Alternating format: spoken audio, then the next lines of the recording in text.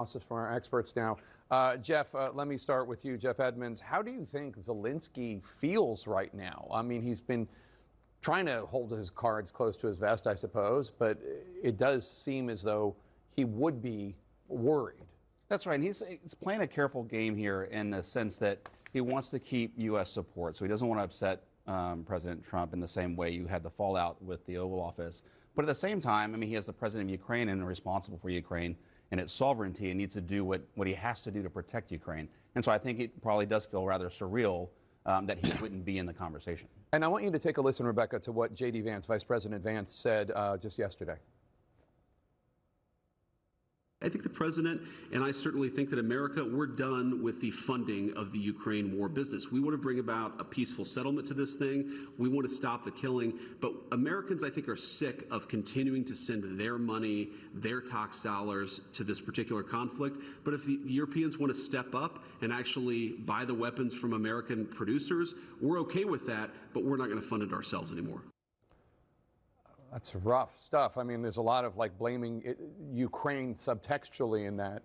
What do you think? Well, it's interesting because Vice President Vance used to oppose even selling American weapons to Europeans who would give the weapons to Ukraine. So it's nice to see him now take President Trump's position, which is that the United States still has a strong interest in seeing a strong... Little silver linings from you there. Okay. A little silver lining. I will also say there was recent polling done by the Vandenberg Coalition just last week that 87% of Trump voters still understand that Russia poses a threat to the United States. So I'm not sure which piece of the coalition the vice president specifically talking about, but Americans understand that Ukraine security is related to NATO security. NATO security is related to American security. You want to have good trade deals with Europeans, you have to have a strong and peaceful Europe, and that means a strong and secure Ukraine.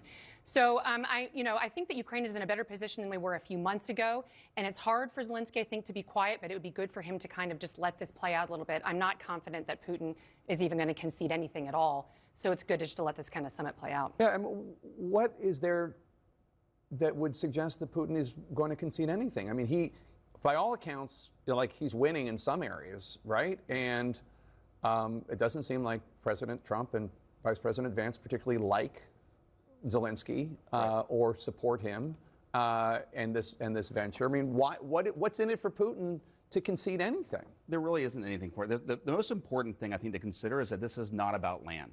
I think a lot of people presume that it is. It's about the demilitarization, the denazification of Ukraine. It's really about Ukraine's sovereignty. And if it's not about land, you're not going to get to peace through a land deal. I think that's the most important thing. And then second, to Zelensky's point, Ukraine has a vote in these negotiations. And if this isn't something they're going to go along with, even if they don't have U.S. support, that doesn't mean they're just going to capitulate. No, it's interesting. I was talking earlier with Jill Dougherty, former CNN Moscow bureau chief. After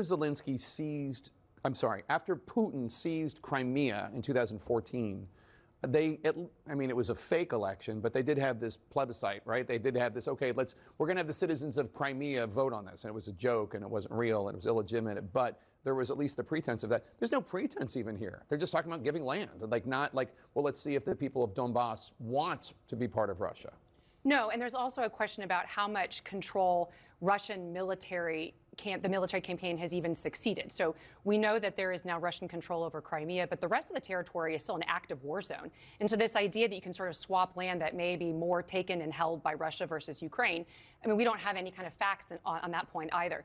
So I think that we haven't even gotten to a ceasefire yet. President Trump has been clear sequentially he wants a ceasefire, and then we can get into details about how we get to sort of even a frozen conflict, make sure Ukraine can stop further Russian aggression. Ukraine has agreed to a ceasefire and has since March. It's just been Russia that continues this assault against Ukraine. Is it not true that, let's say that Vice President Kamala Harris had won and she was doing a peace deal right now or trying to end the war, that no matter what, there was going to be some sort of land concession that Ukraine was going to have to make. I understand that you're saying this is bigger than geography, but in order to bring about peace, Ukraine was going to have to concede some land, Democratic or Republican president. Do you agree with that?